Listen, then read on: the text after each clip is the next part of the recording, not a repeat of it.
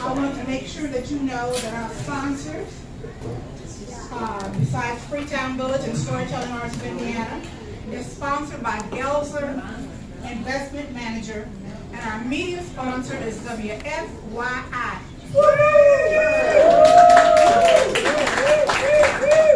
Now, we're not going to run around and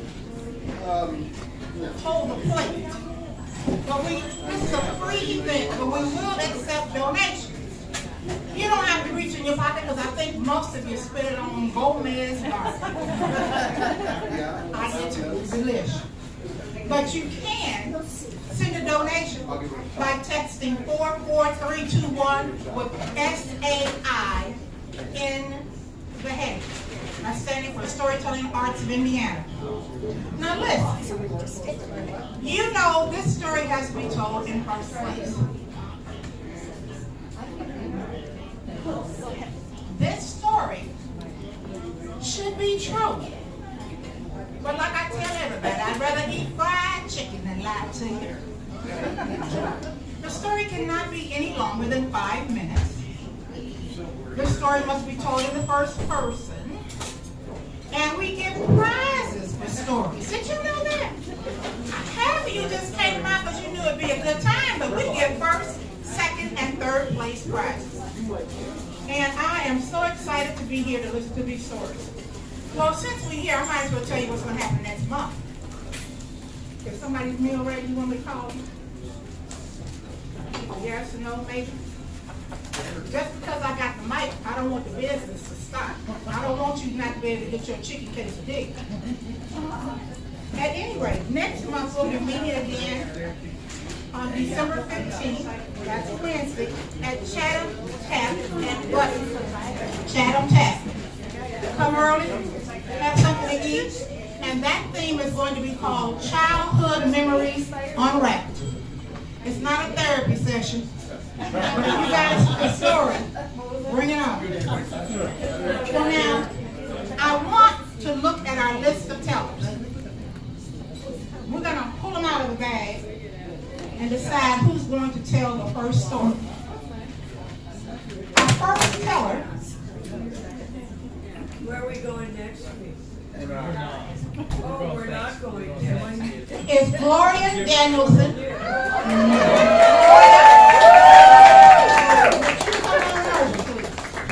I don't know where I'm going during your telling, but I'm going to find somewhere high. Where are we going to next? They've already given her a cheer, so I want to tell you to put your hands together and welcome Gloria. Thank you. That's my fan club right there. We're the fabulous and fearless women over 55. So, where's the timer? All right. So my sister Cynthia, her husband, and her baby daughter Rita moved to Florida. And a couple years later, the twins were born, Casey and Ross. And a couple years after that, her husband left her and left the state of Florida, leaving her with a pile of debt, no income, not a penny in child support, and 3 hungry mouths to feed. So she assessed the situation. She got a lot of student loans. She went to college. She graduated cum laude, and she took a job as a special education teacher.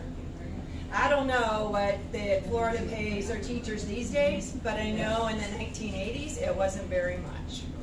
But it was enough that she paid her student loans, she paid the mortgage on her very small house, she put food on the table, and the children were allowed a few extracurricular activities.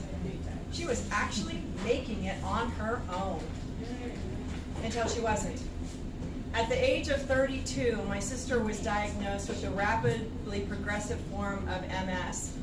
She would have these episodes where she'd wake up and she couldn't move her legs or her arms, or maybe she couldn't see.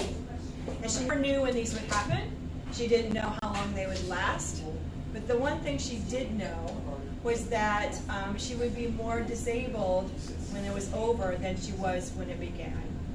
And the other thing she learned, that not only was her pay low, but her health insurance that she purchased through her employer and paid the premiums for was crap. and she was rapidly sinking into medical debt. So she assessed the situation and reluctantly applied for and received welfare, including food stamps. Now I want to emphasize that my sister is working full time. Even when she can't stand and she's in an electric wheelchair, she's working full time, but it's just not enough. So when she has these episodes, my other 3 sisters and I would take turns and go down to Florida and take care of Cynthia and the kids and the house and whatever needed to be done. And we would rotate weeks like that until she no longer needed our help. And it was during one of my rotations that the twins had their 9th birthday party. Now Cynthia had already decided that they were not going to get gifts because there was no money for that. But she was firm that they will have a special birthday celebration dinner with their favorite foods. So she scrimped and saved her food stamps by several weeks until she had enough to purchase 2 lobster because that was their favorite food, of course. So I take her to the grocery store. She chooses 2 lobsters that she can afford. And we're standing in the checkout line and I hear comments loud enough for my sister to hear, and she does. Things like, I paid for that lobster. It's my tax money that pays for those food stamps. I wish I could have free lobster. Well, I can't afford lobster and I work. I hope I never forget how I felt when I heard those words meant for my sister's ears pierce my heart, because I've thought those same thoughts. And nowadays, when I feel myself getting all judgy, sometimes I'm able to tell myself, stop it. You have no idea what that person has gone through. The other thing that I hope I never forget is how I felt that night at the special birthday dinner, sitting at that tiny, tiny table in the kitchen, surrounded by family and love and connection and laughter. And across the table, seeing the look on my nephews' faces when they realize that they each get 2 whole lobsters for their birthday. Thank you.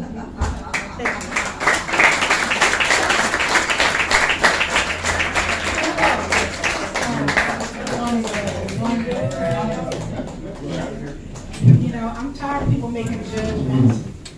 You know, you're not the only person who gets any lobster. Sorry, thank you. That was a wonderful, wonderful story. Thank you very much.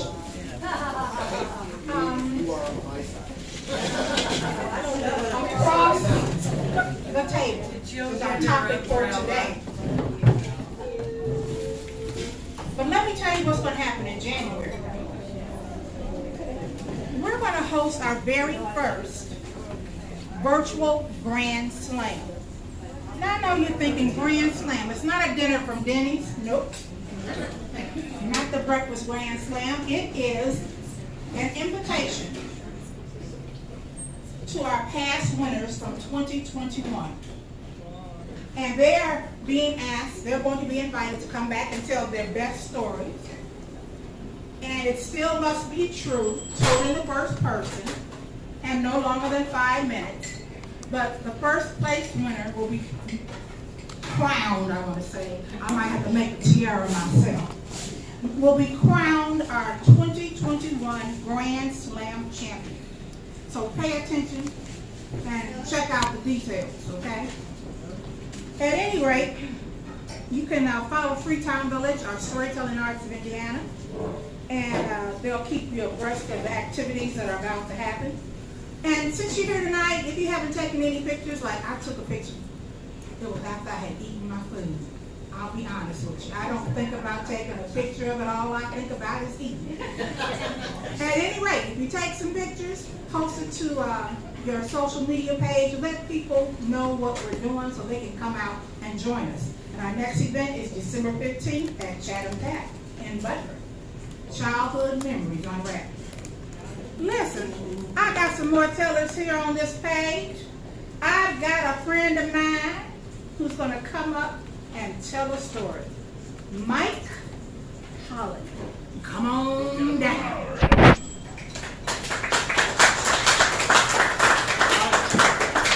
I don't need a microphone. All right. Oh my God. I've got one of those voices. Oh, we're live streaming it. Okay.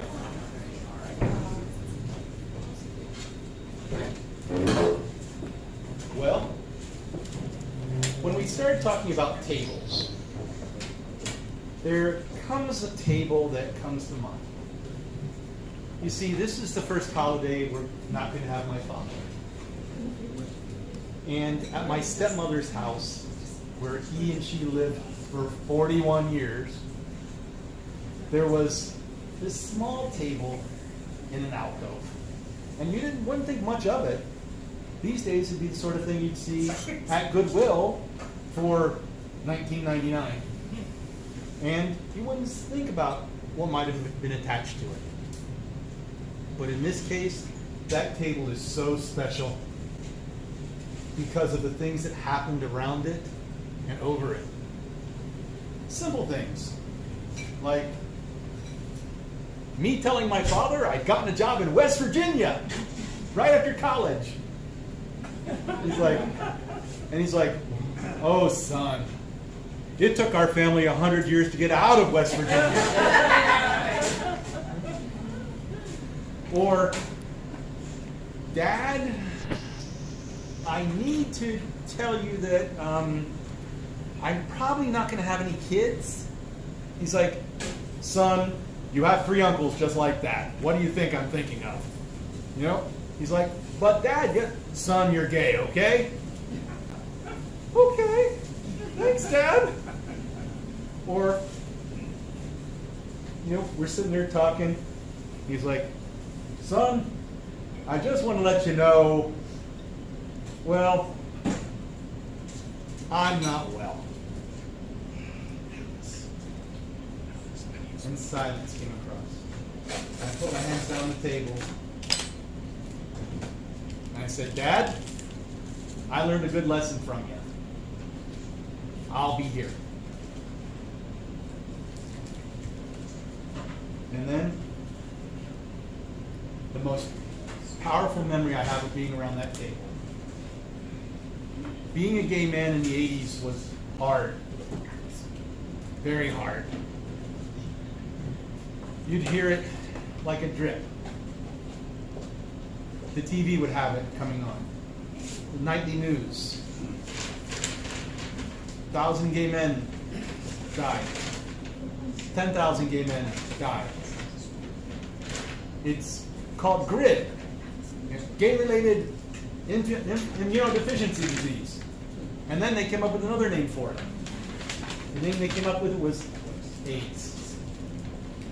It was like a drip, a drip, a drip. And I'm living down in West Virginia, and I get a call. And I drive back to Dad's house because my best friend has died. And I'm sitting around this table that's been my warm, welcoming spot. And there's 3 hours before the funeral, and I know nowhere else to go but home. And so I go there.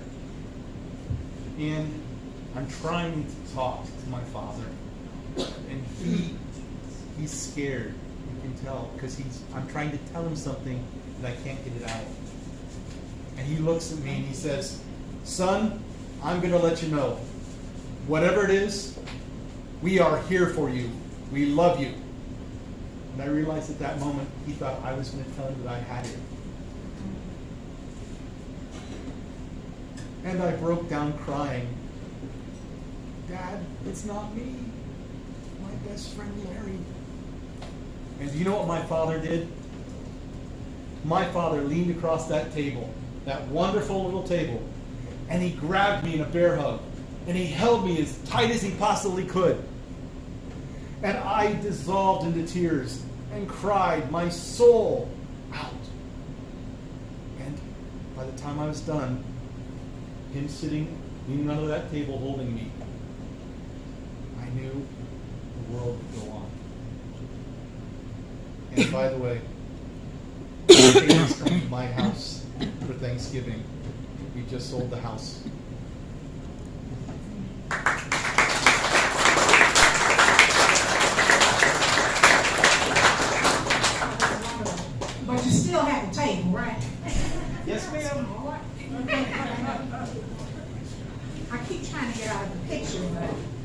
so much space in the back of this hall.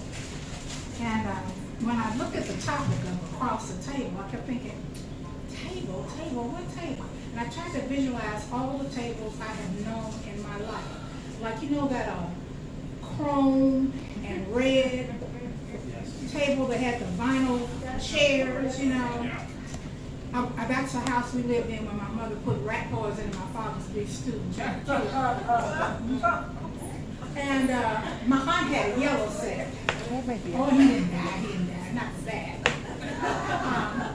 And then I thought about the table my Aunt Ruby had. My Aunt Ruby had this huge round wooden table. It was beautiful. And one of your jobs on Saturday morning was to polish that table. But what was most fabulous about that table was the lamp that stood in the middle of that table. It had an exotic woman. I want to say she was Hawaiian, but I don't know that for a fact. She had long black hair, and she had her hand in her hair, and she had her other hand on her hip, and there was a green trapezoid lampshade. It wasn't made out of linen, but that lamp was fabulous. And she had a drum in her hand, and it was sort of like she had this short dress on, and her feet were like she was dancing on air. And I kept thinking I needed to go wherever it was where that woman lived. At any rate, we lost the lamp and the table in a house fire. But I got a table in my house right now, belonged to a friend of mine by the name of Helen Whitelaw. And Helen Whitelaw was the founder of Soul People Repertory Company here in Indianapolis. And Helen Whitelaw was just, everything. But Helen had a table. There was a glass table that was brass with a glass top. And she used to do commercials. She was in a show with, called I can't remember. Christmas with Mom, something like that. But Olivia Newton-John was in it. And one year she had gotten all these royalties. And I told her, I said, so Mom for Christmas. Mom for Christmas is coming on. She said, Mom for Christmas. So she went out and she bought new furniture for the family room, sofa, glass tables, and chairs. She bought a new dining room set because she knew how much money she had received the last time Mom for Christmas had been on. So finally that royalty check came in the mail, and she opened it up, and I think it was $16. And she cussed. And every time she looked at that furniture, she would say, Mom for Christmas, indeed. But when she passed, we carried that dining room table to the services. And many people sang, and many people told stories, and the Helen Wells Agency came and talked about their talent. And don't you know, that table was a main character in a lot of our parties and a lot of our meetings. We rehearsed plays around that table. So right now, that table is sitting in my sunroom. And when they printed her obituary, it was like a 6-page playbill.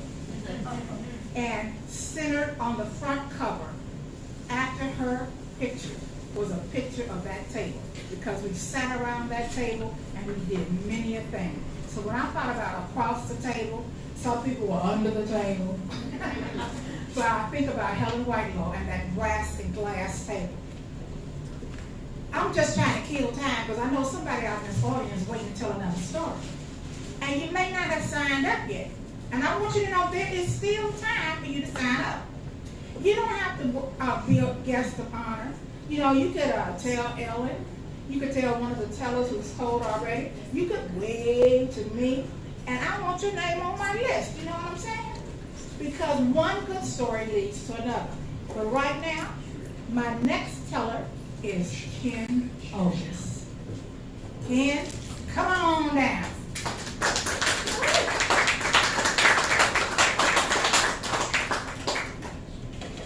I try to disappear in the back. Thank you, Celestine. Hi. Do you know my mother was born about 106 years ago in November. She was a clever little girl. And when she raised our family, she was a very creative mother. Now my sister Fran is a professional storyteller now too, as a matter of fact.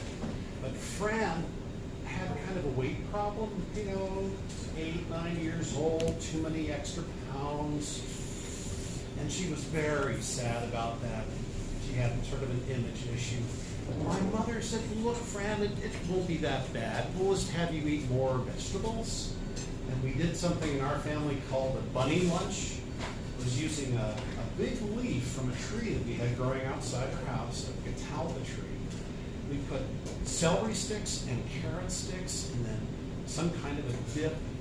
Mom made cream cheese sandwiches with just a little bit of blue food coloring, and those were called sky sandwiches. So a lot of creativity in the family. August comes along, Fran's birthday. She gets to pick the dinner that she wants and the kind of cake that she's going to get. And Fran says, I don't want a cake. Mom says, oh, honey, gotta have cake. Says, no. Well, if I have to have a cake, then no icing. No icing? Oh, dear. But she says, no, Mom, that's what I want. Go do what I want. So my mother went back into the kitchen and she thought about that. Birthday night comes, dinner's over. Fran is ready to see a cake, just a plain angel food cake. That would do. So, my mother comes out of the kitchen, candles in the cake, everybody's singing happy birthday to you. Fran is turning her head to see, and her smile just melted off her face. There was a very heavily iced cake. She goes, that's not what I wanted. And my mother said, honey, just blow out the candles. And so she just kind of half-heartedly blew out those candles. And then they gave her a knife, and Fran starts to cut the cake, and the knife stopped. She said, there's something hard under here. My mother said, oh, really? Let me take a look. And my mother stood up and reached across the table and put her hands on all four corners of this cake with all the icing and lifted the top off. She'd taken a shoebox, aluminum foil, and layered it with icing. She pulled the icing off, set it aside. Fran, all smiles. She cut the cake. Everybody got to put on icing or not. And every time we have a birthday cake, I'm thinking, Mom, you were pretty creative. Wish you could be here to see this one.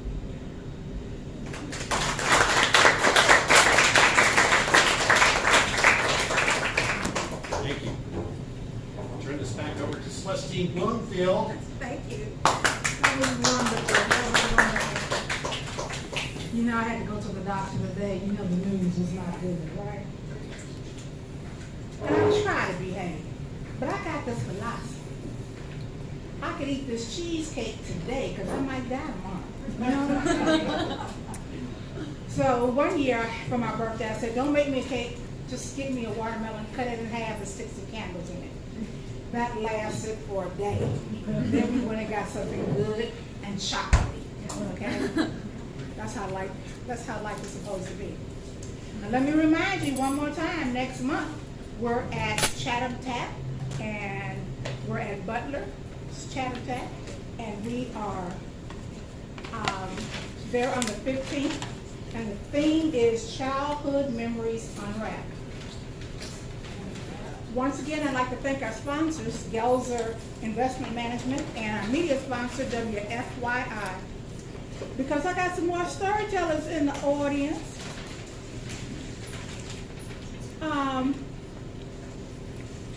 Allison, your name is on the list. It is. Yes, come on down. Hobbs. Michael Hobbs. Hi everyone, it's been a pleasure serving you today. Shout out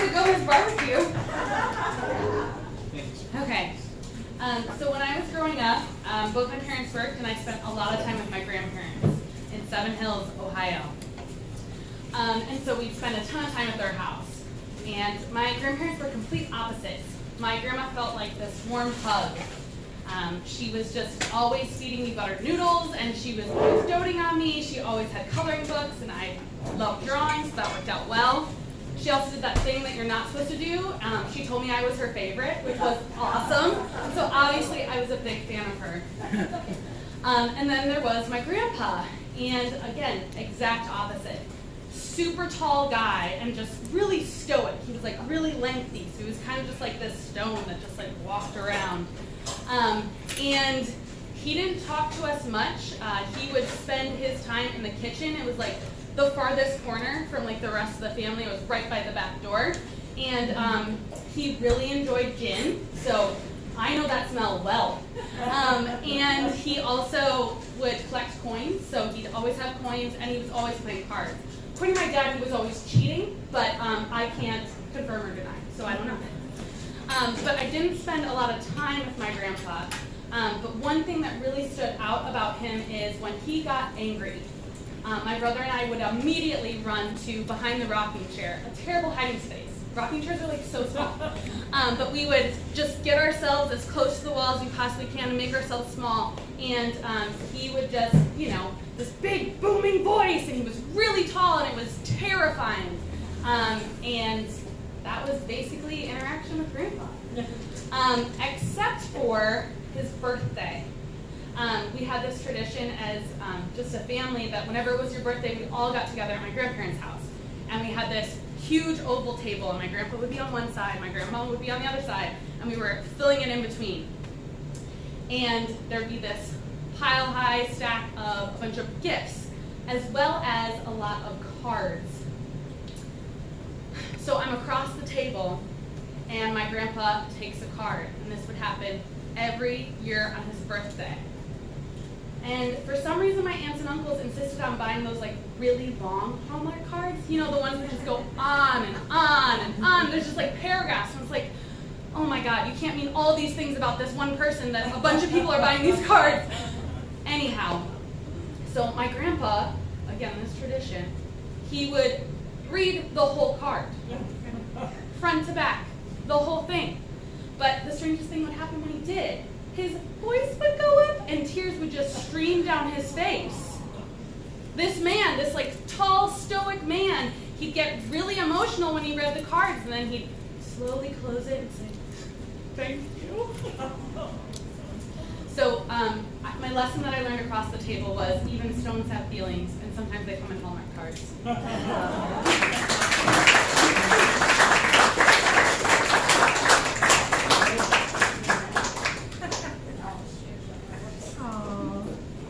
Wonderful. Thank you, Allison.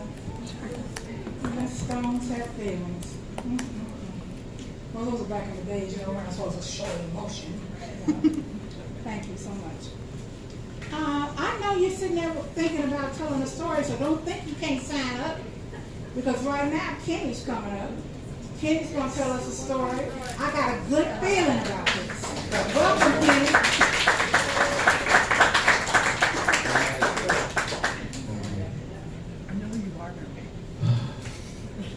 So we met and started going out in late 1993, and things went well. Things went really well. And by March of 1995, we had a beautiful baby daughter named Emily. We were both very young. We were both very inexperienced and naive. Neither one of us was making much money. I was and am a musician, so I was teaching lessons in the afternoon and then playing at night. My daughter's mother worked a more traditional schedule, 8 to 5, a flower wholesaler.